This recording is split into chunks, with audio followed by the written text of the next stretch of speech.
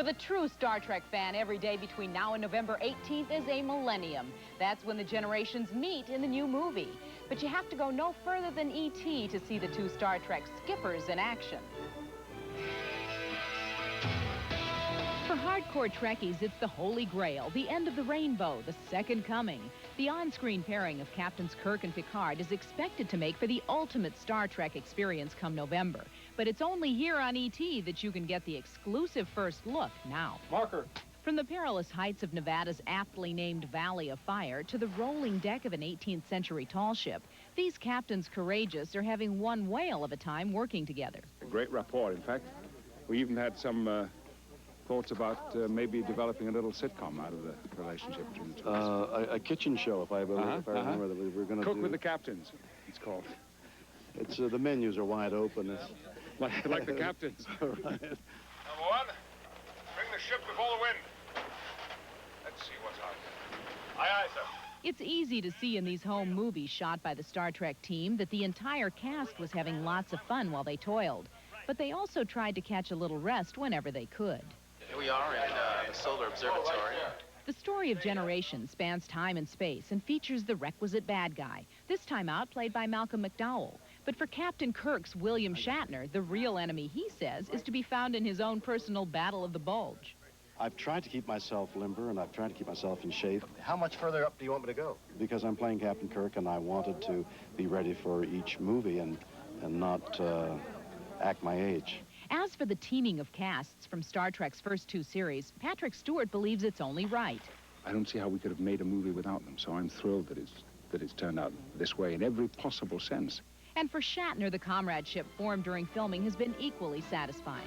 In addition to having some fun on a movie, even in this rarefied atmosphere, I've made a friend, and that's equally important. Hear, hear. And there's news about the newly signed captain for the Star Trek Voyager series. Geneviève Bujold today resigned from the role only a few days into production because the schedule of a television series was too demanding. The search for a captain will resume, and the show is expected to be ready to air on the new Paramount Network next January. The meeting of the Star Trek generations was just a gleam in creator Gene Roddenberry's eye when Entertainment Tonight first began tracking the adventures of the Enterprise. Tonight we go into the vaults for a trip through time as E.T. remembers Star Trek. E.T. first took you to where no man has gone before, way back in 1981. That young man, he's my son. Fascinating. It was here on the set of Star Trek II that we found some familiar faces. Kirstie Alley made her big screen debut, and Ricardo Montalban returned as the evil Khan. Even James T. Kirk was causing a little trouble.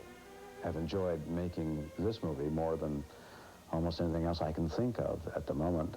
It's been a joyful experience, and it's, as I say, a great role. I'd like to see it continue.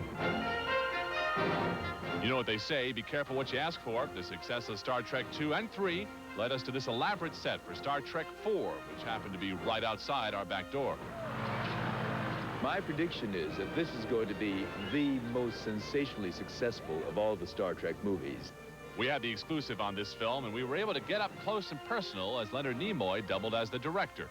I like the movie. The movie says what I set out to say. I hope you enjoyed it.